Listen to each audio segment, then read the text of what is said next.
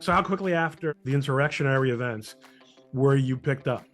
Yeah, so like I said, you don't have to agree with me, you don't have to love me, but I didn't attack anybody, I didn't loot, I didn't break anything, I didn't touch anyone, and I was fist bumping cops inside there, shaking hands, saying thank you for your service, and they said, we understand why you're here, and I said, if I need to leave, just let me know. And so from a legal standpoint, I'm with the understanding that they need to give you a legal trespass notice and a reasonable amount of time to leave. You must leave now or you will be arrested. You've heard it a million times. That was never said. We were never told to leave. The only time I was told to leave, I went home and I went back to my hotel and I called my attorney and I had a flight out that next morning and we start to see the TV and it's like, my picture's on there. It's like, faked Alaska, domestic terrorist on the run. I'm like, what? I just did a live stream for 20 minutes. I'm not a terrorist.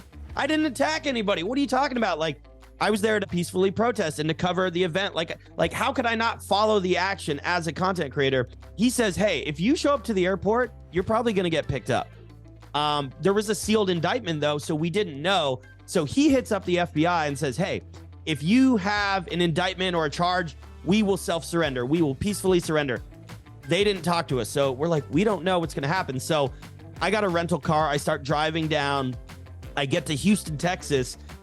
I'm at this man who's concealing his eyes from our viewers, who had already been banned from Twitter because of his anti-peace and anti-government and anti-civilization and anti-wokeness views.